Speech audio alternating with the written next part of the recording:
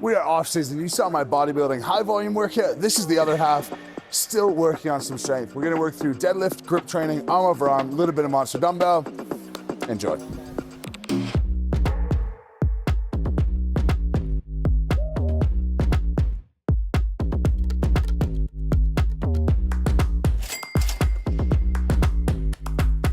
It's hard psychologically going from deadlifting regularly, building up to a peak. Now it's been, how long?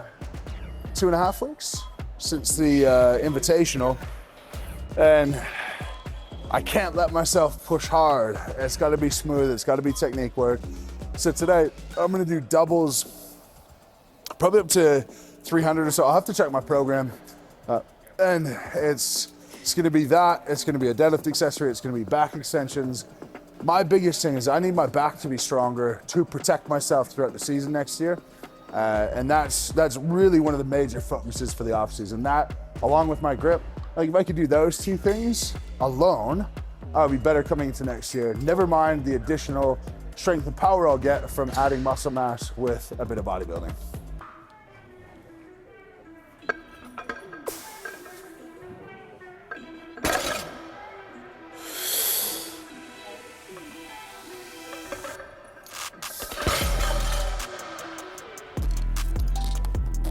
My legs are absolutely cooked from bodybuilding 2 days ago. So I don't really have the power that I'd like to have, but you guys are gonna see this leg day sometime soon. Oh my goodness. It's literally like, I can't hardly go for a normal walk, and genuinely like stairs, I get a bit of a burn at the top of them. It's a horrible feeling.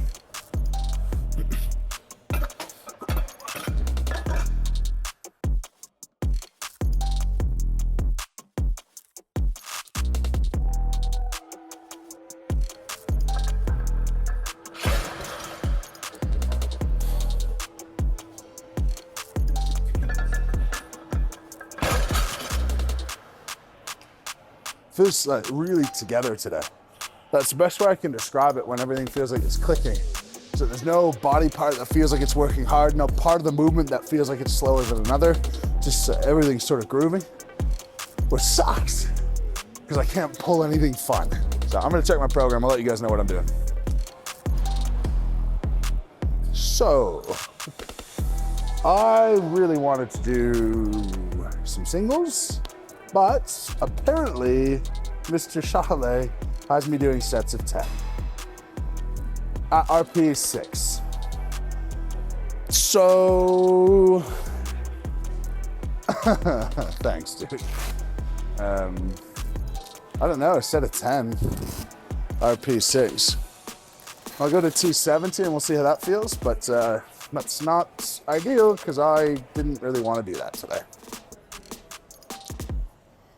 Do we think maybe 10 was a typo and he meant 1?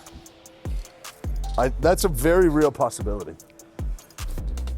It's supposed to be RP 6, so we'll see how this feels.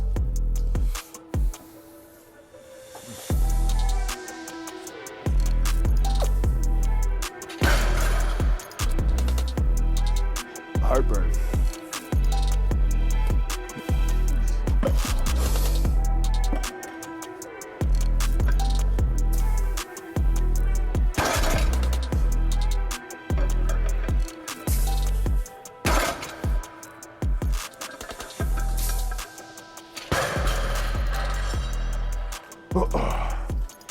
Genuinely like digestive. So during the season, I would push through that 100% no problem. But right now, I'm pushing material from my stomach up my esophagus in the off season. Why would I damage my cardiac sphincter, which is what that's called, burn my esophagus, propagate heartburn? It's just not time for it. So I'll continue to try. If sets of 10 start to happen, then great. I'm gonna try 4 times, but if I'm getting some decent volume in with this weight, that's all we're looking to do when it comes to off season. This is where context is really, really important. I've got my 10 out of 10 training, which is through bodybuilding right now, where I'm giving full effort. But here, this is just stay in touch, feel the weight, move a little bit, get the movement pattern, and all that's accomplished. If I hit 10, great, that's the goal. If I hit 5, that's fine too. That would not be fine if I was focusing on competition. So always remember what point of the season you're at and what you're actually trying to get out of the session.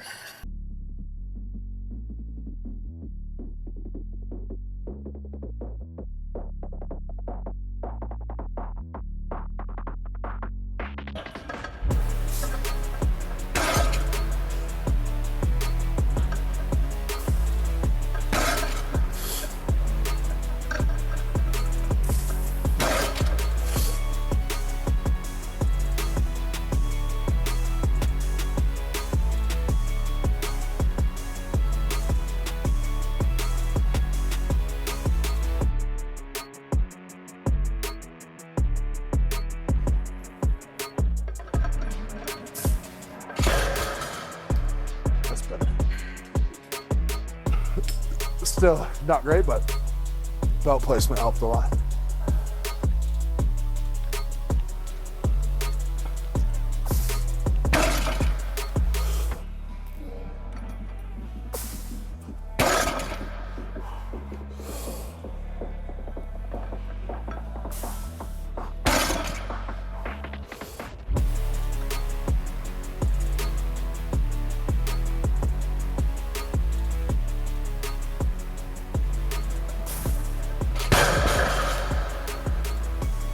That was good.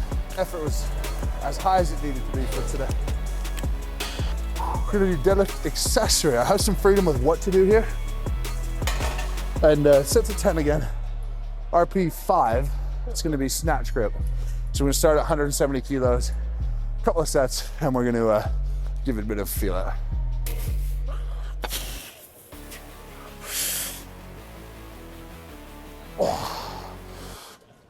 Oh, those are harder than I thought.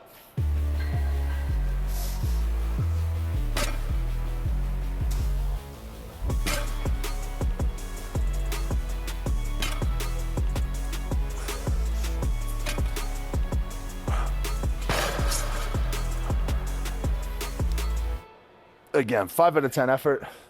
There's no sense in working hard. It's not the prescription. I'm gonna take a plate off. If we're gonna do sets of 10, it's gonna have to be at 120 kilos today. Oh, that's better.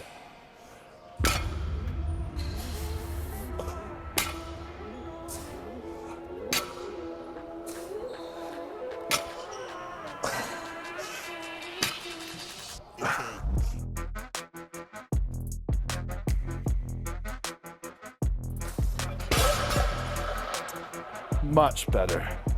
Feels good. It's a funny thing trying to pull back, but also explain to you guys how important it is to pull back. The season's been so grueling, and 9 times. I competed more than anyone at the top level last year. I literally competed every single thing that I deemed worthwhile.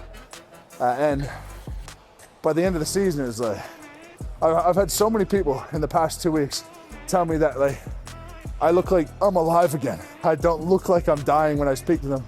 It takes a massive toll on day-to-day energy, satisfaction of life, irritability, so much. And if I worked hard for sets of 10, I would fry my nervous system going into next year. So I want us to keep it as sensitive as I can. And with your muscles, they grow mitochondria over time. That's what muscle memory is. That's why it comes back so fast. So I'm not gonna lose that mitochondria to perform the functions of the cell in the 8 to 10 weeks that I'm gonna be training like this. And again, this is just technical work. This is not my bodybuilding hard off-season training. And once I provide the stimulus for the mitochondria to be signaled to cause change, that change will just come really, really quickly. So stepwise process. We're gonna go from here over to back extensions, strengthen up the spinal erector. There's a couple of tips on that one that you guys should take home. And this is the number one way to protect your low back from injury.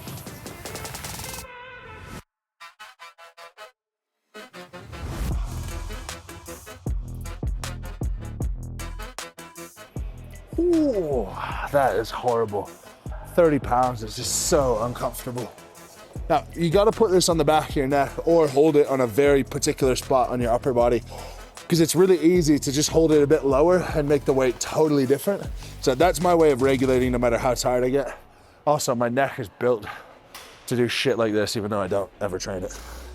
Now, the reason that I hold the dumbbell behind my head and why having such a concrete, obvious spot for the weight to go is because the weight that you feel and the torque that your low back is gonna work against is a multiplication of the distance between your hip to the weight and the weight itself. So if I'm using a 30-pound weight on my neck, I know that it's gonna be the distance from my hip to my neck all the way up. Now, when I come up, of course that distance is gonna be shorter here than it is down here, but much less so than if, say, I held a plate out in front of me and it's underneath my collarbones and it's under my waist.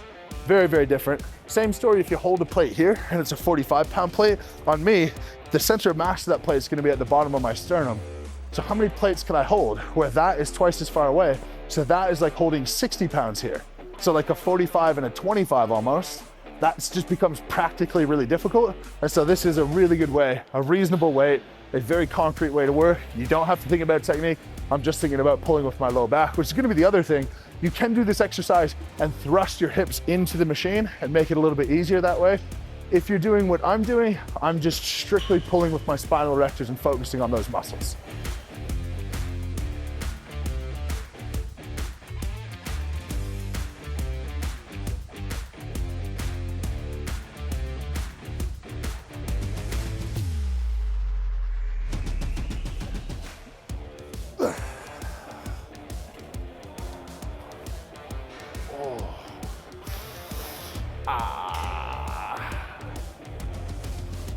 For deadlifting, low back catches from here up.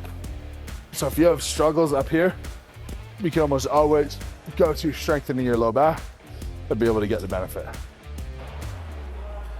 I'm gonna go get some chai. This is gonna be my arm over arm training for today. This, for me, today is gonna be better than the traditional arm over arm, because on that, I'm gonna be lurched forward, pulling back, rowing my hands. My primary detractor on the arm over arm is that my hand starts to slip on the grip. So if I can just get my grip stronger on a rope, that's everything I need to do. On top of the fact, after back extensions, after deadlifts, after snatch grip deadlifts, my back's a little bit blown up, just pumped and uncomfortable. That's gonna do me no favors, and that's gonna be the limiting factor. So now I don't have to load plates, I don't have to load a sled, I don't have to bend over. I can just train my grip by hanging off of these guys. Simple as that. Highly, highly recommend if you wanna improve your arm over arm.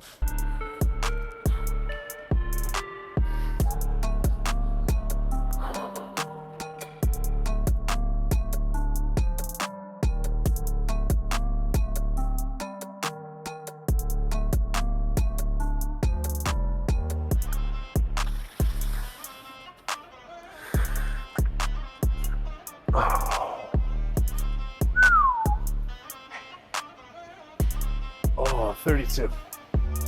It's not bad. I felt really low there. Like, I don't know if the other hang is higher, but dead hang is also a good catch-all for shoulder problems. If you can dead hang, oftentimes that helps a lot of shoulder issues.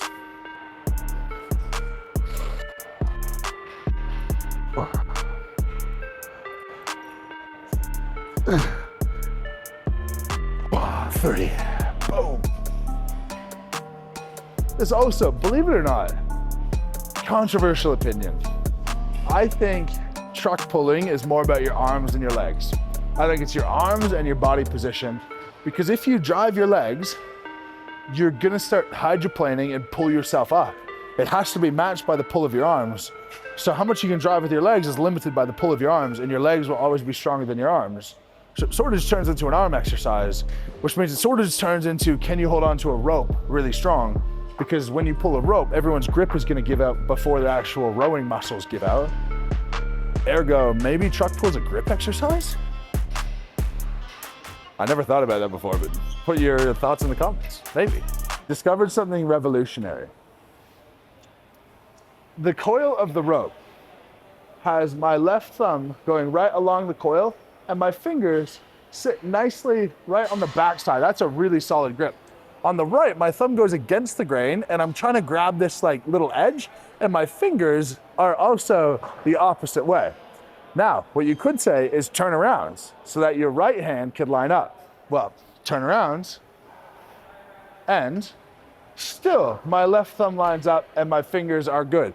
My right thumb is anti, my fingers do not work the same. Meaning that a rope is either left coiled or right coiled. And if it is coiled like this, I want my left hand to be on the rope the whole time because it has a good grip, meaning that I should have the person on the left side. If it was coiled the other way, you should have the person on the right side because that hand is going to be more solid, and that's the one you want to carry through while you do arm over arm. That has blown my mind. If I'm being stupid, please let me know, because I don't know. I don't know how else to work around this.